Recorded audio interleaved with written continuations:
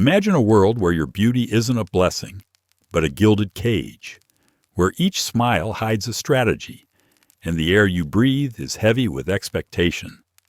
Would you believe that the most luxurious life could be the most imprisoning? For the women who inhabited the harems of the Egyptian pharaohs, this was the reality. They weren't just companions. They were state assets, traded like jewels, and trained in the art of seduction and survival. Think about it. You'd spend your entire life waiting for a single glance, knowing that your existence depended on the preference of one man, and that an error could mean oblivion or something worse. If you've ever felt pressured to be perfect, to hide your insecurities, to smile when you wanted to scream, then this story is for you. Because behind the opulent palace walls, perfection came at a price. And with each dawn, they paid the first installment. So before you get comfortable, if this dive into the depths of history and the human soul resonates with you, hit that like button and subscribe. Share in the comments where you're watching from. It's always fascinating to see who else is with us on this journey through time and experience. Now, dim the lights. Maybe turn on a fan for that soft background hum. And let's ease into this journey together. The sun rises gently over the Nile. Birds chirp. The palace stirs. But for you, royal concubine, awakening isn't an invitation to dreams. It's a relentless call to reality. Hardly has your mind reached the climax of a dream, perhaps something involving a shirtless scribe and unlimited figs, when you're brought back by a gentle whisper from a servant who, with alarming cheerfulness, informs you that you look a bit puffy this morning. Welcome to your life as a royal Egyptian concubine. There's no sleeping in. The pharaoh might not visit today. In fact, he might never visit. But that's irrelevant. You are a state asset, a living ornament. Your body clock now belongs to the department of looking stunning before breakfast. You're lifted from your linen sheets, scratchy but elegantly woven, and immediately handed a bronze mirror. This isn't a gesture of kindness. It's a diagnostic tool. How's your complexion? Any eyebrow hairs gone rogue? Have your lips lost their lotus petal sheen? These aren't rhetorical questions. Your entire future might hinge on whether your face looks slightly more radiant than the girl snoring next to you. Next comes stretching. Not for fitness, but for posture. A crooked back means bad profile angles, and bad angles mean you're stuck in the maybe later pile for eternity. You spend 10 minutes walking back and forth, balancing a bowl of scented water on your head while pretending you're happy about it. Breakfast arrives. A platter of dates, figs, and possibly a single pomegranate seed, someone cut in half to encourage portion control. You eat slowly, because nothing ruins a charm like noisy chewing. Across the room, other concubines do the same, each trying to look casual, while also performing a silent, exhausting competition called Who Blinks Least while making eye contact with no one. The servant returns. She suggests a cool compress for your under eyes, which is code for, you look like someone just told you the pharaoh prefers harpists. You comply. The cloth smells of lavender and ambition. And so the day begins. Not with grandeur, not with glory, but with an endless procession of tiny, effortful rituals designed to make you appear divinely effortless. You haven't spoken a word yet. You haven't left the room, but you've already fought your first battle, waking up and looking like you haven't aged in the last 12 hours. Spoiler, you'll have to do it again tomorrow. Bath time, for a concubine, isn't about hygiene. It's about transformation. You aren't just a woman with sleep crust in her eye. You are a vessel of royal potential. That vessel needs to be soaked, scrubbed, shaved, and basted like a sacred goose before it's considered presentable. You're led to the bathing chamber, which smells like a perfumery collided with a citrus orchard. The water has been steeped with lotus petals, jasmine oil, and something labeled fragrance of divine intention. It's less a bath and more a scented baptism. You aren't just rinsing, you're entering the morning's first performance. Two attendants approach with sponges that are both gentle and oddly judgmental. You're scrubbed with ground natron, a salty mineral powder that exfoliates dead skin, shame, and any remaining memories of village life. Every inch of you is polished like a ceremonial offering. Then comes hair removal. Every strand below the eyebrows must vanish. Waxing, plucking, shaving. Choose your torment. Body hair is seen as unsightly, unsanitary, and worst of all, common. You grit your teeth as the wax cloth is yanked and remind yourself, queens don't complain. They hiss politely. After that, oiling. Thick, rich almond oil is poured over you by someone who speaks only in compliments. You're massaged until your skin gleams and you slip slightly on the floor trying to stand. You've become a human candle. And now the perfume. It's not spritzed. It's layered. First, a musky base oil, then a citrus middle note, then a floral top. You smell like a deity or a fruit basket attending a wedding. This scent will cling to you all day, which is the goal. If you pass by the pharaoh and he sneezes, that's not allergies. It's a tactical victory. Finally, you're handed a clean linen shift, semi-transparent naturally, and gently reminded to sit upright for the next hour so the oils can settle with grace. Translation: don't ruin the shine. You are now clean. Not because you were dirty, but because expectation demands it. You've completed your ritual. After your ceremonial bath, you enter the next phase of the morning, the assembly of your face. Forget inner beauty. You'll need to earn divine favor with outer cheekbone symmetry and eyeliner so sharp it could be considered a military asset. You're seated in front of a polished bronze mirror, the ancient Egyptian version of a beauty influencer's ring light. A cosmetics attendant approaches carrying what looks like a miniature painter's kit. Powdered galena, red ochre, crushed carmine beetles. You are about to become a living fresco. First, eyeliner. Black coal is applied with the same seriousness one would expect from a priest handling sacred scrolls. The line must be precise. Not too thick, unless you want to look like you're auditioning to be embalmed. Not too thin, lest someone mistake you for a scribe's intern. It's a delicate balance between mystery and menace. You're told to hold still, which is helpful advice if you weren't currently being poked in the eyeball with a reed stick. One tear and the whole thing smudges. Then you'll look weary, and weary women don't get summoned by pharaohs. They get reassigned to linen folding duty.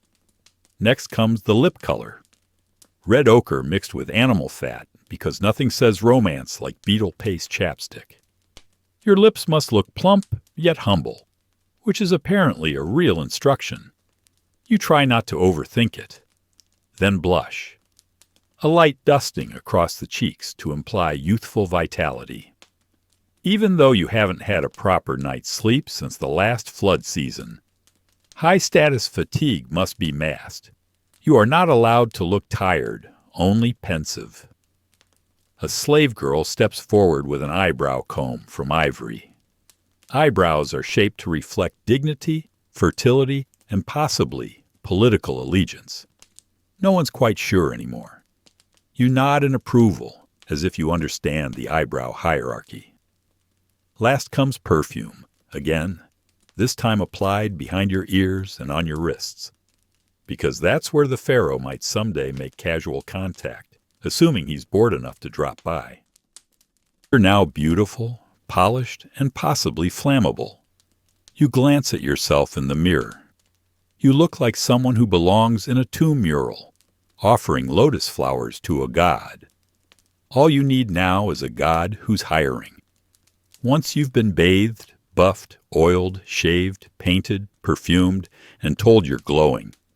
But not as much as yesterday. It's time for breakfast. The harem dining hall isn't exactly a bustling mess hall. It's more like a fashion runway where everyone sits down. Dozens of women gather, dressed in semi-sheer linen that whispers, approachable but ambitious. They glide toward their low tables with the precision of a crocodile stalking a heron. Silent, slow, and absolutely sizing each other up. Your meal is elegantly minimal. A small plate of honeyed dates, 2 figs, and a dab of yogurt. Not enough to feed hunger, but just enough to maintain cheekbone structure. You eat gracefully, with 3 fingers only, because apparently forks are still 1,000 years in the future, and gluttony is for widows and scribes. And this is where the passive aggression begins. "Oh, your Cole is so bold today," someone coos from across the table, smiling with every tooth except her eyes. You thank her politely, while mentally noting that her eyeliner is crooked and her earlobes are uneven. A younger concubine accidentally sits beside you, then loudly mentions how she was up all night practicing harp in case the pharaoh was feeling musical. Translation: she thinks tonight might be her night. You smile, chew slowly, and let a single fig seed sit dramatically on your lip like a statement of war. Conversations swirl around you. Gossip about who cried in the baths, who borrowed whose perfume without asking, who was seen leaving the astrologer's quarters looking hopeful. Everyone's pretending to be unbothered. No one actually is. You make sure not to eat too fast. Women who finish quickly are greedy, and women who don't eat at all are trying too hard. You strike the middle ground. Casual elegance with a side of strategic chewing. Servants refill cups of palm wine, but only a splash. Too much, and someone might tell the wrong story to the right person. Breakfast ends with a ceremonial brushing of teeth using a chewed twig and a bit of natron. You smile into your bronze mirror and think, one more meal survived. One more war disguised as brunch. After breakfast, you'd think it might be time to relax. Maybe take a nap. Maybe do something productive. But no, you are now entering the most exhausting phase of your day. Visibly existing in an aesthetically pleasing manner. This isn't rest. This is performance art. You're assigned to the relaxation gallery, which sounds lovely until you realize it's a curated space designed for 2 things: looking gorgeous and being seen looking gorgeous. You and 24 other concubines lounge on embroidered cushions arranged to maximize profile angles and minimize shadows. There's no slouching. Posture must imply nobility, fertility, and mild but tasteful boredom. You're allowed to choose your activity as long as it's something ornamental. Reading hieroglyphs aloud is too intellectual. Playing a harp is ideal. Smelling flowers while gazing wistfully at a palm tree is encouraged. Anything that gives off divine, but available.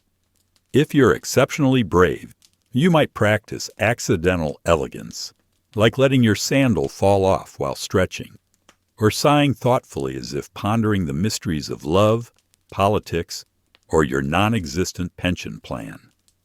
These are carefully rehearsed microdramas designed to be noticed without appearing to want to be noticed. Some of the newer girls try too hard. They strike poses that scream, "Pharaoh, pick me," with the subtlety of a temple gong. These efforts are met with polite applause and immediate whispers. You, however, are experienced. You know the trick isn't to look like you're trying. The trick is to look like you're being effortlessly ethereal while calculating exactly how much effort it's taking. Every once in a while, a scribe or messenger walks by. You pretend not to notice. You shift ever so slightly into better light. You are a statue pretending to breathe, a lotus in linen. And if by chance word reaches the pharaoh that the 3rd girl on the left had an air of mystique today, then congratulations. Your decorative effort has paid off. You've officially spent 2 hours doing nothing beautifully. And in this palace, that's not laziness. That's strategy. After you've elegantly existed for an hour or two, posture on point, gaze misty and mysterious, it's time for the educational portion of your day. Don't get too excited. This isn't the kind of education that ends in degrees or job offers. This is concubine school, where the curriculum consists of being interesting enough to hold the pharaoh's attention for 6 minutes without giving him any dangerous ideas about women being clever. You file into a sunlit chamber where instructors await, draped in scholarly linen and armed with wax tablets. Today's lessons: harp tuning, poetry recitation, and how to tilt your head thoughtfully while discussing dreams. Music is the most respected skill. A concubine who can pluck a harp string just right can practically rearrange court hierarchies. You're taught traditional love songs, all of which include lines like, "My heart blooms like the papyrus reed, and your eyes are more intoxicating than date wine." You're encouraged to mean it, or at least to fake it with appropriate shoulder movement. Poetry follows, not writing it. Heavens no. That's for old men with back problems. You recite it softly with emotional restraint. You practice saying things like, "The moon weeps for my longing," without giggling, even though everyone knows the moon is too busy controlling tides to care about your relationship status. Sometimes a priest teaches you a few basic hieroglyphs, not too many, just enough to write, "Pharaoh is radiant like Ra," or "I dreamed of lotus blossoms." Anything more complex risks sounding like you have opinions.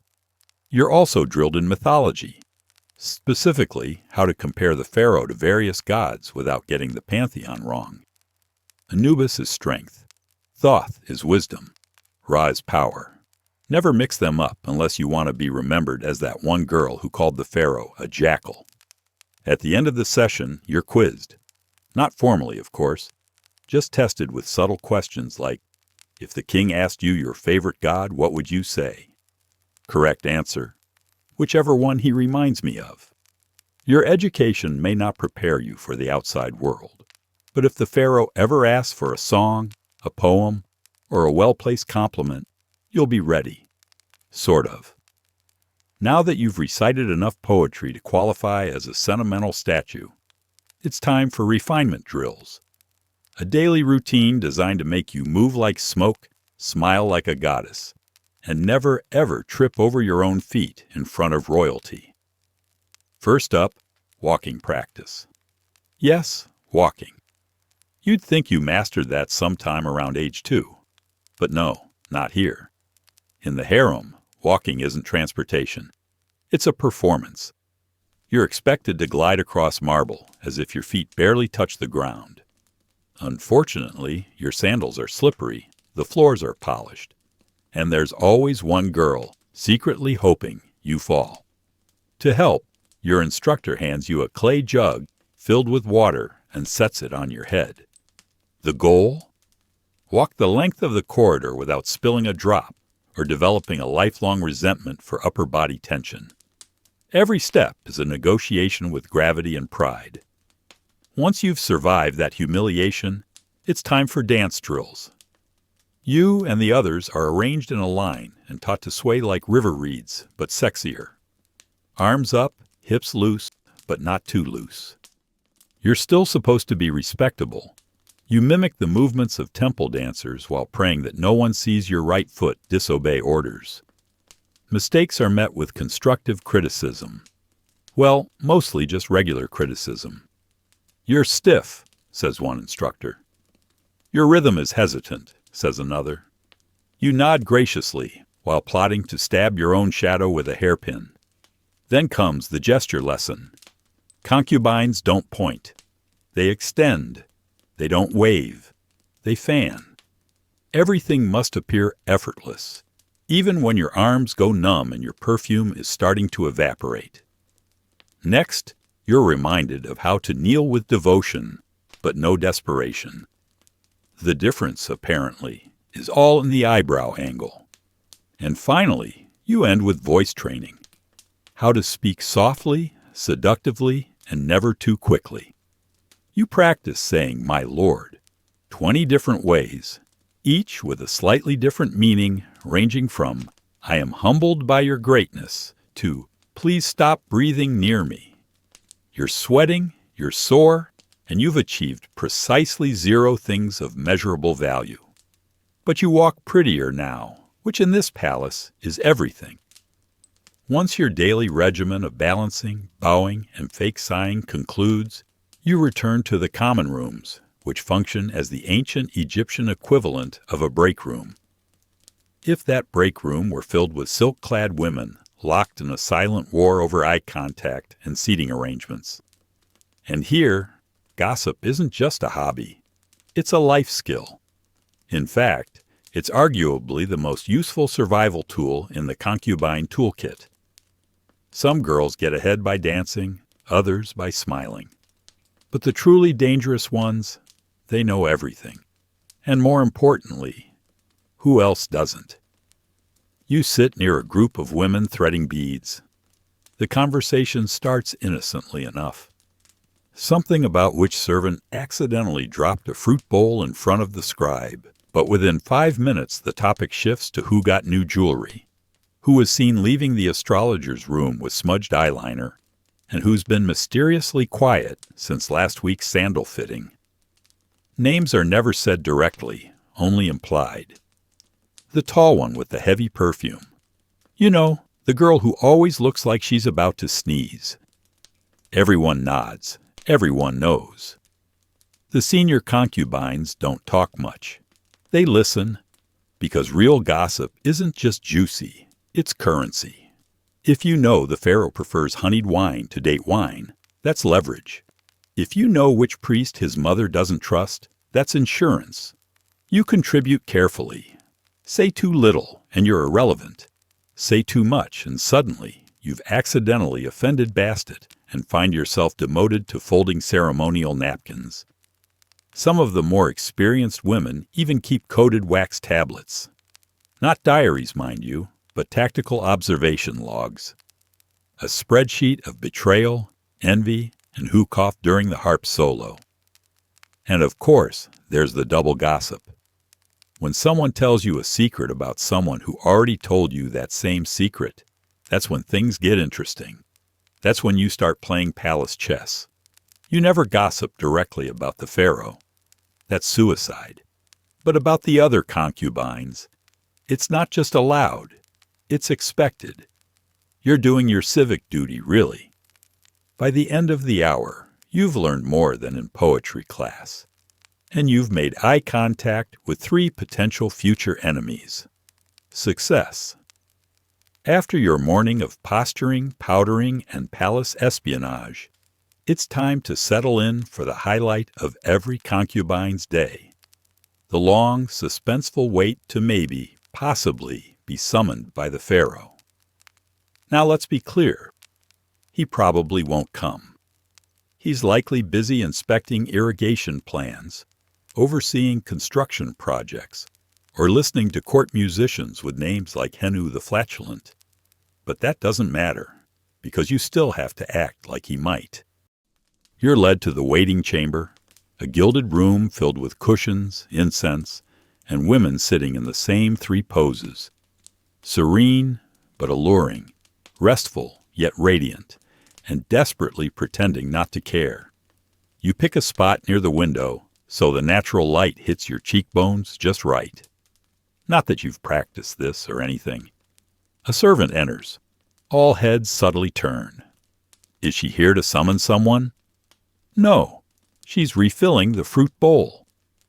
Still, a moment of electric tension passes as you wonder if your great placement was regal enough. You shift positions every 15 minutes, not to get comfortable. Comfort is forbidden, but to keep your limbs from going numb in the event you're summoned and expected to glide like moonlight. You also practice looking surprised, but grateful in case your name is actually spoken aloud. Some girls hum softly. Others read love poems they wrote themselves, which is both tragic and brave. One girl is quietly plucking at her lute like she's serenading fate itself. You sip wine, pretend not to judge her, and mentally edit her lyrics for better rhyme. Hours pass. A breeze stirs the linen curtains. Somewhere down the corridor, a sandal slaps against stone. Everyone freezes. Then silence. False alarm. Someone was just heading to the latrine. You exhale politely. Inside, your soul does a small scream. Eventually, a servant does appear and calls someone else's name. There's a ripple of forced enthusiasm. You smile as if thrilled for her. She floats past, smug and barefoot, smelling like victory and rose oil. You're left with your thoughts, your carefully posed limbs, and the lingering smell of disappointment. He didn't visit today, but he might tomorrow. And so you stay, beautiful, poised, and hopelessly prepared for a man who probably doesn't remember what you sound like. If the pharaoh's harem were a garden, it wouldn't be one of those peaceful lotus ponds poets write about. No, it's more like a perfectly trimmed hedge maze filled with smiling tigers. Every concubine here is sweet, perfumed, and actively plotting. You quickly learn that power here doesn't come from beauty alone. Everyone's beautiful. That's the entry fee. What actually counts? Alliances, influence, and the ability to say, "You look radiant," while thinking, "I hope your eyeliner melts."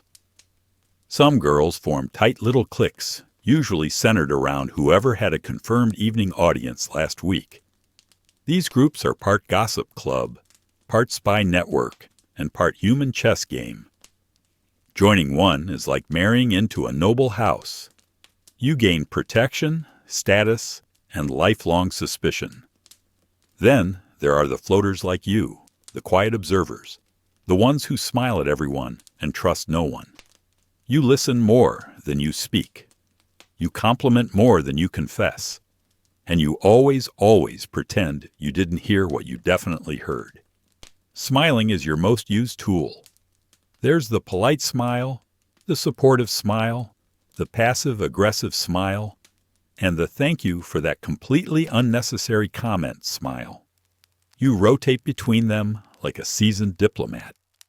Some of the senior concubines have mastered what's known as the invisible war, where no insults are ever spoken, but entire careers are ruined through praise that's just a little too specific.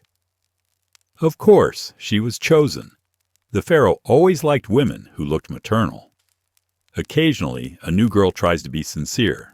She opens up, shares her past, asks for advice. This usually ends with her being emotionally flattened by breakfast the next morning. Lesson learned. You discover that maintaining neutral alliances is an art form. Compliment one girl too often and you're her servant. Compliment two and you're a traitor. Compliment none and you're distant. Best to compliment the cat, honestly. And through it all, you smile, because smiling hides worry. Smiling buys time. Smiling convinces everyone, including yourself, that you're still in the game, even if you're just another piece being moved. Nothing changes the mood of the harem like the sudden arrival of the great royal wife, a title that means you may all be lovely, but I'm the one whose jewelry gets its own chariot. She doesn't visit often. Frankly, she doesn't have to. Her presence lingers like myrrh and suppressed ambition. But when she does walk in, the room goes from polite rivalry to absolute emotional lockdown in 3 seconds. You don't hear her coming, you feel her, like an approaching sandstorm in silk. Conversation evaporates. Figs stop midair. Everyone suddenly remembers to cross their ankles, adjust their posture, and pretend to be fascinated by the nearest houseplant. And then she appears. She's older than most of you, which in concubine terms means she's seen a lot. She walks like someone who's been walking past nervous girls in expensive linen for the past 20 years. Her kohl is darker, her headdress taller. Her smile, a study in regal threat management. She makes slow, deliberate eye contact with each of you. No words, just that faint, amused expression that says, "I know which of you thinks you're clever.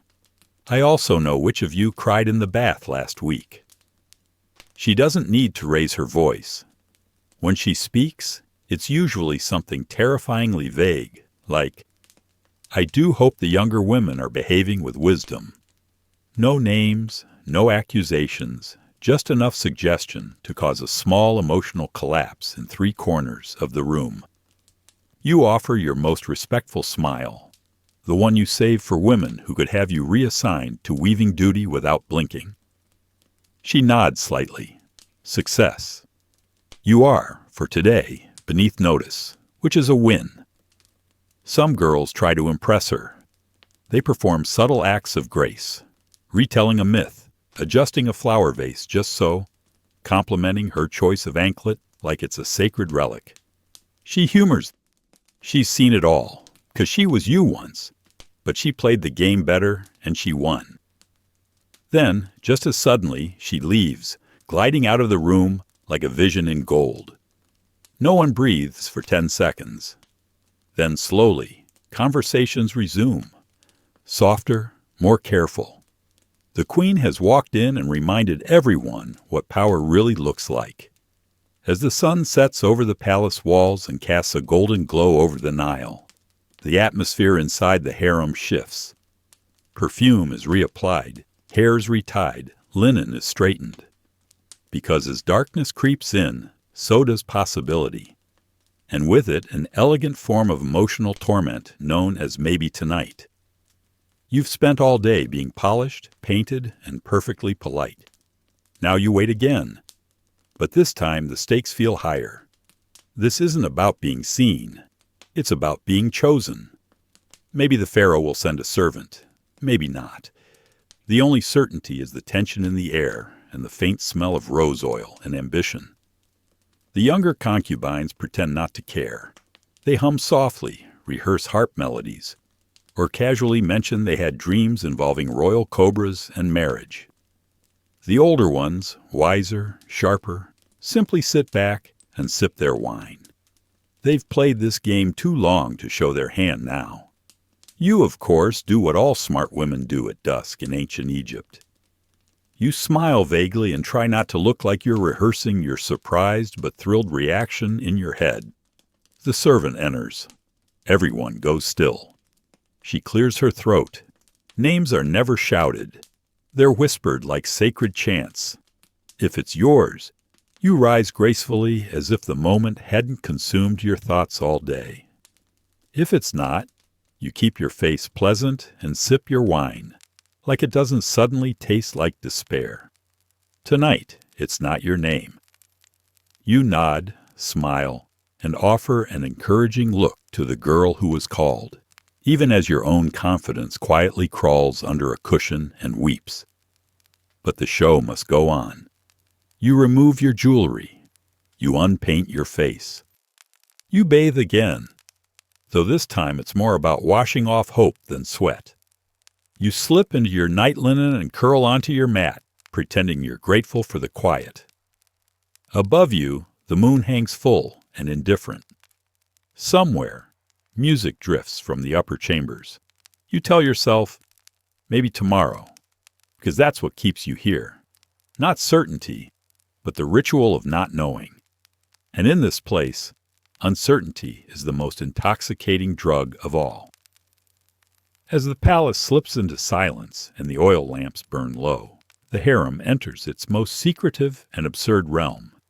Dream time, where ambitions bloom unchecked and reality politely excuses itself. You lie on your mat, eyes open, staring at the ceiling. The linen above you shifts in the breeze like a lazy ghost. Around you, other concubines murmur quietly, sharing the strange visions they've had lately. Walking on lotus petals, pharaohs with lion heads, birds that speak in riddles. It's all very poetic and only mildly insane. But here's the thing. In this palace, dreams matter. A well-timed dream can shift your standing more than all the perfume in Thebes. Interpret the right symbols, and suddenly you're not just a concubine. You're a vessel of divine wisdom. Misinterpret them, and you're the girl who claimed Ra wanted her to lead a poetry recital. You keep your own dream journal. It's a cracked papyrus scroll tucked under your mattress. You write things like, flooded courtyard, symbolism of emotional repression, or Pharaoh smiled at me, then turned into a fish. Less clear.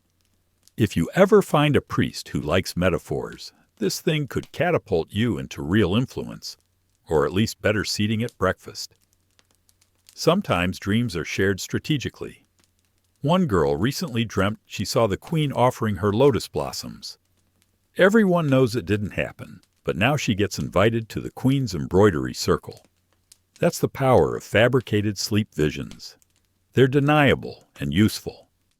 You dream, too, of rising, of being more than decorative, of having your own estate, of whispering advice to the pharaoh and him actually listening.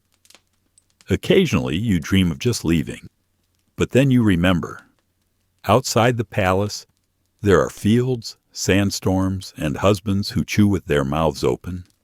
Inside, there's at least the illusion of opportunity. You roll over and whisper your latest dream to your friend. It involved a cat walking backward and offering you a crown. She nods like that's perfectly normal. Definitely, Bastet, she says. Power is coming. You both pretend to believe it, because here dreams are currency. Papyrus is cheap, and hope, however delusional, is the only luxury that's free. By your 14th bath and 29th fig, you start wondering what exactly is freedom. It's a word whispered sometimes, not often and never loudly, by the older concubines, usually after too much wine. They'll look off toward the distant hills and mutter things like, I remember when I could walk to the market alone, or, once I picked my own hairstyle, and you'll nod respectfully while trying to picture a life where your biggest decision wasn't which incense blend to wear at dusk. On paper, you live in unimaginable luxury, silk, music, security, and meals that don't involve scraping dates off the ground. But in practice, you have fewer choices than a basket of lentils. Want to leave the palace? That's adorable. You belong to it now. You are technically not a prisoner. But try walking past those guards with your eyeliner slightly smudged and see how far you get. Want to marry? Only if the pharaoh forgets you exist long enough to permit it, which ironically feels less like rejection and more like parole. Want to raise your voice? Only if it's in a love song or a gentle prayer for the Nile to flood favorably. Your job is to be admired, not heard. Your opinions are as ornamental as your bracelets, pretty but strictly non-functional. And yet, within this well-stitched cage, some women do find a strange kind of freedom. Not physical freedom, of course, don't be silly, but emotional, political, social freedom. The ability to influence which poem is recited at court, to suggest a priest be consulted, to whisper something to the queen's cousin that somehow changes the menu for a royal feast. It's not much, but it's something. You think about the village girl you used to be, chasing goats, sunburned, covered in dust. She was free in the can-go-outside sense. Yes, but now you're free in the knows how to manipulate 3 noble families without lifting a finger sense. Is that better? You're not sure, but you do know that freedom here is never given. It's performed, like everything else. And the better your performance, the less anyone questions whether you're free at all. And so, day after day, these women lived their lives, enveloped in silk and secrets, each in her own silent performance for survival and for a fragment of power. They were the concubines, the most beautiful faces of the court, and perhaps in their quiet daily battles, the most resilient. Our discussions on platforms like Reddit, in communities dedicated to history and ancient life, echo the perennial curiosity about these figures. Many wonder, were they victims or strategists? Did they find love or just survival? The consensus that emerges from these conversations is fascinating. They were a complex mix of both, forced into a system, but incredibly adaptable within it. They weren't mere puppets, but talented actresses on a relentless stage. Their lives remind us that even in the most restrictive circumstances, the human spirit seeks a form of expression, of influence. They couldn't shout, so they whispered. They couldn't command, so they manipulated with subtlety. And history, in revisiting these details through the lens of contemporary debate, reveals that feminine strength, even in its most veiled form, always found a way to manifest itself. One day, you won't be here anymore. Perhaps you will be a senior concubine, a queen mother, or perhaps history will forget you. But the lessons of your life, the struggle for autonomy, the art of dissimulation, and the incessant search for a place in a world that wasn't made for you, these will remain. History isn't just about kings and battles, but about the whispers in the corridors, the exchanged glances, and the extraordinary resilience of those who, even without a voice, shaped their own destiny. The legacy of the Egyptian concubines is a vivid reminder that the truth of human life is often found in the most intimate details, in the unrecorded moments of hope, despair, and, yes, of a strange and silent freedom. If this journey touched you, if it made you question your own notions of freedom and power, leave your comment below. What part of these women's lives surprised you the most? We will continue to explore the untold stories of the past. Until next time.